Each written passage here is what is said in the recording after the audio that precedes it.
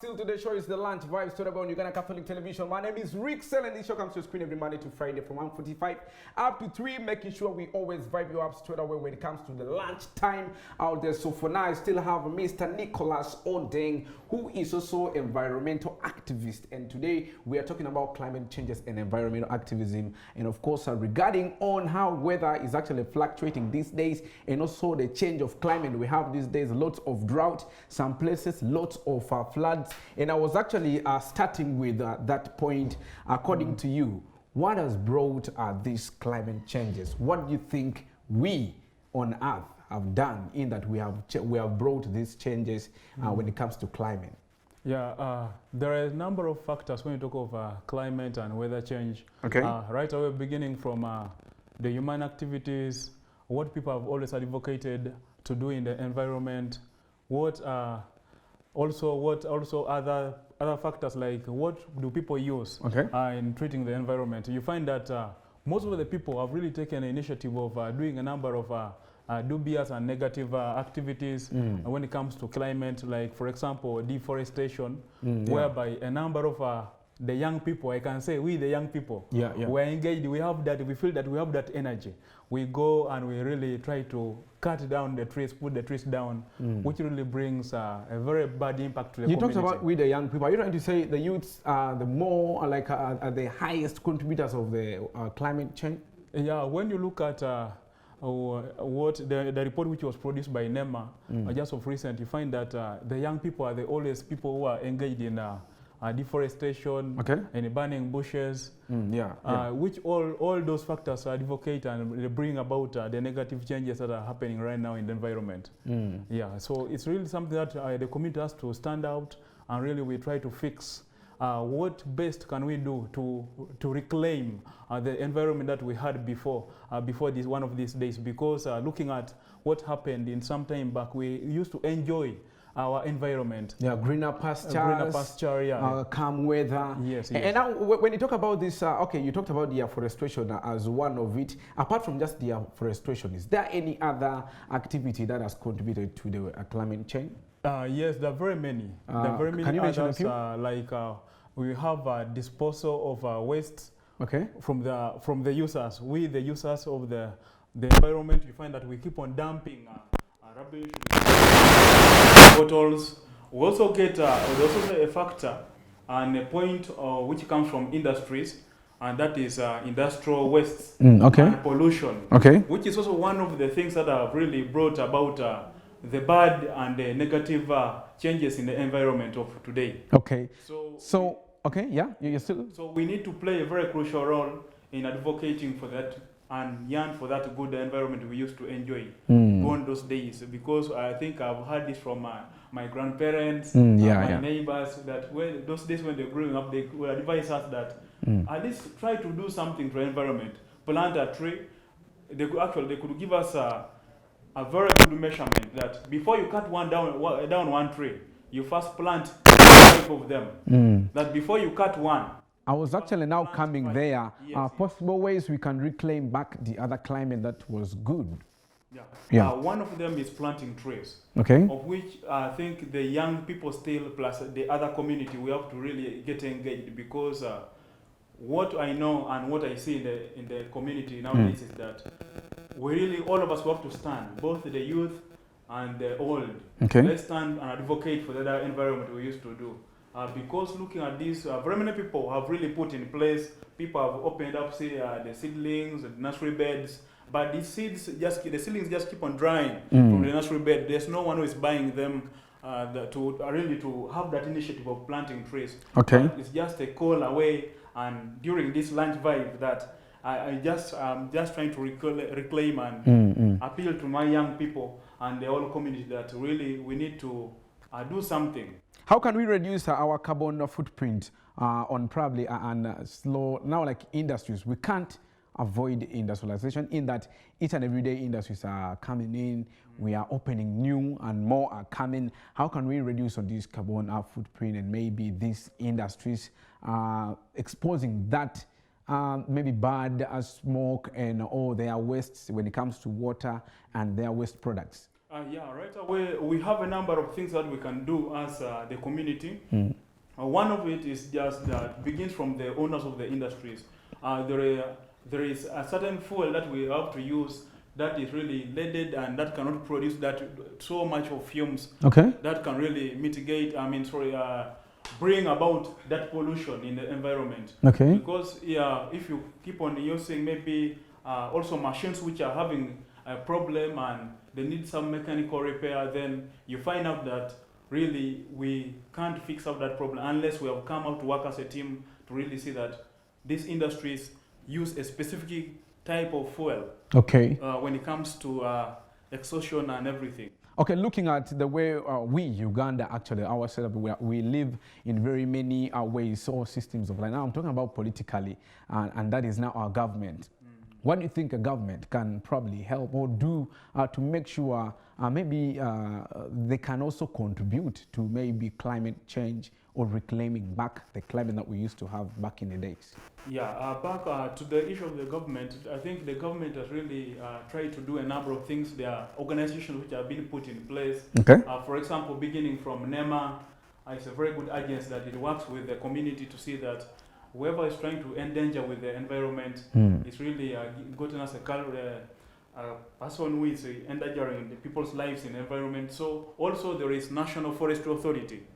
This body has also been put to prevent the forests from being cut down and advocate for tree planting. So the government is trying to do its ways through different associations and different skilling centers that are trying to come out to see that we really plant trees and address the global warming activity. A global warming aspect in the environment, and also try to mitigate on the climate change. Okay. Yeah. Are there do you have an idea of some of these trees that you really encourage people to plant, to be specific? Yeah, I really do have a number of them, beginning from pines. Okay, pine trees? Yeah, pine trees. Okay. These pine trees can grow very fast. That in a period of 1 year, you will see them growing up very tall, taller than even me. Okay, okay. Within 1 year, you find them really, they have grown up. Okay, pines. Yeah, pines, eucalyptus. Eucalyptus trees, okay. Yeah, eucalyptus trees, we can also plant those. We can also plant muvule, though muvule takes some time to grow up to really catch up with their soil and everything, but then it's also a good tree to plant. Yeah. Now, taking back to schools, where these young learners are actually in, I'm talking about primary level and a bit of high school, what do you think schools should advocate to make sure these kids will grow up loving or being patriotic about climate change, greening our world? What do you really want schools especially to do?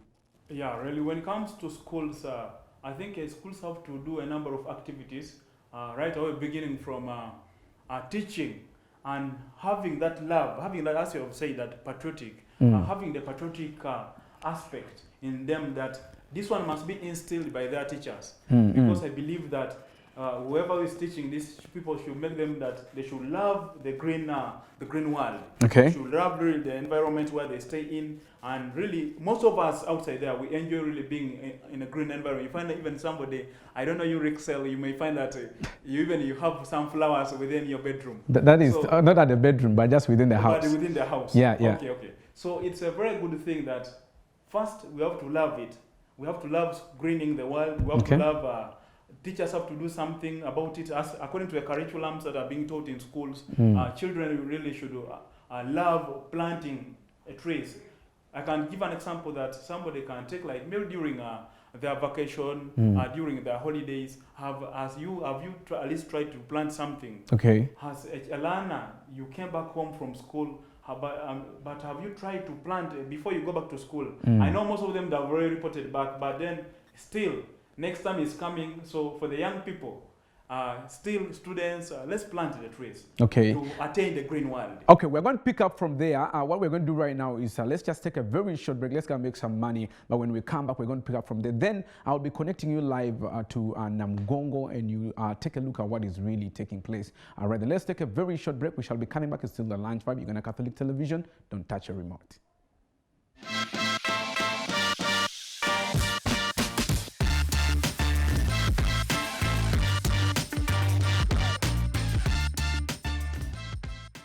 And right now we're still carrying on with our topic of discussion. I still have a gentleman in studio by the names of Nicholas Odeng, who is discussing with us about climate change and environmental activism. And today we've been actually discussing a lot. In case you've just tuned in right now, you have missed quite a lot, but now we are actually to the conclusion part of it. So welcoming you back from that musical break. I'm sure you enjoyed the music. And now we are still carrying on. Now we'll still talk about some other matters that actually bring what that has caused to climate change, and one of it being the way we dispose our wastes. And I would love you to talk about tackle about wastes, because we cannot stop or disposing this waste. We can't stay with the waste still within ourselves. It is very harmful. I don't know, to a local person who must be watching out there, what do we do with this waste, in that when you dispose them in probably in an improper way, it harms us again when it comes to our climate? What do we do with it? Yeah, thank you, Mr. Rixel, who is my host today. And I think welcome back from the people who have been tuning, and people who are already in Namugongo, so we can't forget about that. Yeah. So back to our topic of discussion, whereby I think I've been given a task to talk about how we can really manage wastes. There are sustainable practices and ways on how we can manage waste, and really it gets to our hands that we really need to tackle it. And there is a principle today that in case you want to manage waste, then you must abide by the 5 R's. 5 R's? 5 R's, yes. And some of the R's are? Yeah, beginning from the first one, because we are going to look at one by one. Okay. Beginning from refusing.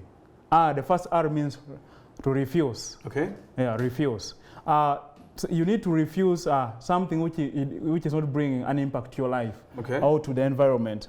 And after refusing, then put it somewhere that you're going to reuse it. That is the second R. That's the second R, reuse it. Okay. So from reusing, that if an object or something has gotten a very heavy thing and it's giving really the environment a hard time, affecting the climate, then you want to reuse it. Use it for another purpose. Yeah. If it has gotten a purpose one, then create the second purpose. Within the same thing. Within the same, within the same thing. Okay. So as we draw close, as we go to the next R, which is repurposing. Yes. Okay. Yeah. After you reusing it, then repurpose the equipment, or repurpose that item that has really given a hint on, or given a problem to the environment. Repurpose it so that you can attain a very good waste management practice. Then, as I go to the fourth R. Also, what you have to do is you also have to recycle.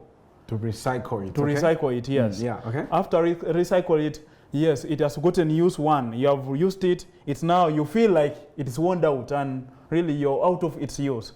So take it back to the factories who are recycling these items, so and let it be recycled. Yeah. Okay. Let it be put to another use. Other materials can be made out of them. Basins, cups, those things, plastics. Yeah, true. And always these people pass in our places. Kasasiro, they are collecting scrap. But most of us will not pay attention to those people. So if they have come to collect such things, let's give it out so that they can be used for doing other things. Okay. As we move to the last one, is that let them rot. Those ones which cannot be recycled, they should rot, so that they can form a compost manure or compost organic for our soils, and the nutrients, the reach of the soils. Okay. So it's very good that the last R addresses the rotting. Those ones that can not go back to the factories, but they can favor our soils. Okay. Let them rot, and of course they will add manure to the soils, and we shall realize good crop yields. Uganda, we base on agriculture. That's our backbone. We can't run away from it. We can't be like whites who really behave and survive on football. Because we can't compare Uganda with Messi. For us, really, we do with the environment. Now, looking at what actually has turned out to be a trend now, smartphones, social media. How best can we use social media or technology to make sure we better our climate? Yeah, there is a number of things that we can address, both the young people and the old, that we can use our phones to advocate. Okay. we can form advocacy groups, and we advocate for the tree planting, for the good environment generally. We can also go and train people using our phones. We can have a sessions on Google Meet, Zoom. We have got enough technology. When it comes to this, we can also, people have gone even ahead to design applications which can support the environment to be a sustainable place where all of us can live and enjoy. Okay. So looking at that, we can also have training sessions. We can organize and really move and advocate for good environment. Online, yes. Yeah, using our phones. We can use that. All right. And now, probably as we are winding up, I want to talk to that youth probably who must be watching right now. Since we are the ones left with the energy to destroy and also to recreate at the same time, probably any good message for them as we are winding up? Yes, as we wind up, my appeal and my message to the youth outside there is that we need to take an initiative of standing with our environment, because we are the one, as he has said, we are the ones to really fix these problems today, and it won't wait for our children to fix it than us to have it. And as we are going also to Namugongo, please, when you go back to our homes, let's go and plant trees, because the trees are the ones that can give us that oxygen that we breathe in. We get a lot from trees. Let's go and plant. Let's go and put our environment right. Let's observe and let's follow the 5 R's that I've already told you already about waste management. And I believe we shall attain and have that good environment and that good atmosphere. You're sounding like a politician. Like, is there something behind this? I can say not really, but then the youth of Eastern region should really get prepared for me, because soon I will be coming on ground to plant trees with you people. Okay. Those youth who are already in Eastern region, I'm going to come to a grassroots and we plant trees together. Okay, so now I want you maybe to pass out your regards, your shouts to people, family, fans out there.